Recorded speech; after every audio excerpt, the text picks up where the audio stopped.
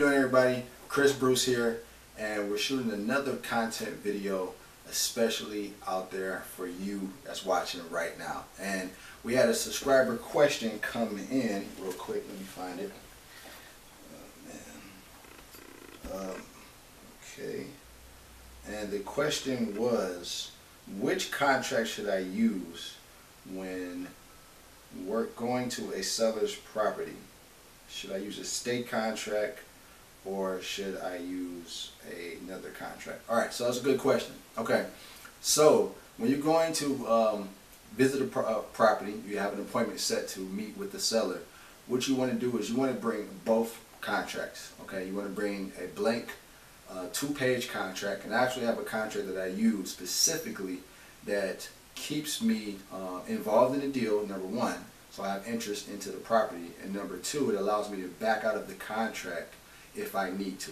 Okay, so if I need to, I have my inspection, which my inspection doesn't close until the day of closing, which is my contingency. Okay, and we actually give those contracts away inside of our Art Wealth Academy course. Okay, but what I would tell you to do is bring your state contract as well as your if you have another contract as well too, okay, another just regular purchase and sell contract, and you can probably find one by Googling it, and being able to bring both of them, because you might either have to use either one.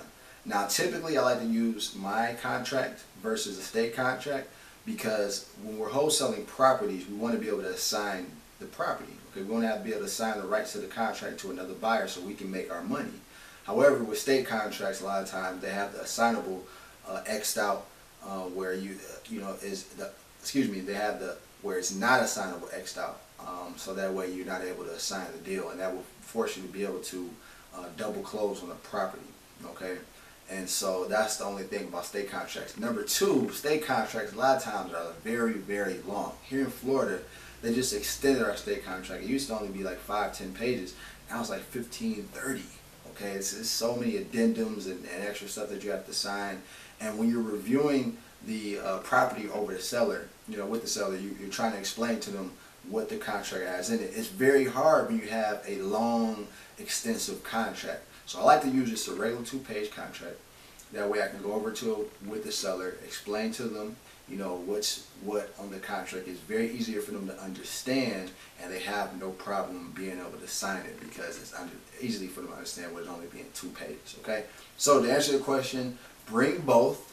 All right, but go more towards using a short-ended 2-page, 3-page contract versus a long state contract. All right, now if you have someone that's a little bit more savvier, they might say that they would like to have a state contract, and that's fine.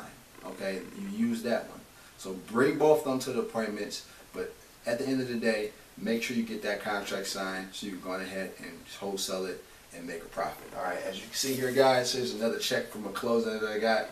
This check is actually dated February 7th, and we're in February 20th. Okay, and that's the thing about real estate, is that you can create checks for yourself each and every single month. All right, so go on ahead and have a link below. You can go ahead and sign up to our podcast, EscapeTheNewbieZone.com, or blog, where we hold special interviews each and every single week. Okay, every single week we're holding a podcast, and we're reviewing the top investors in the country. So make sure you subscribe to that, EscapeTheNewbieZone.com.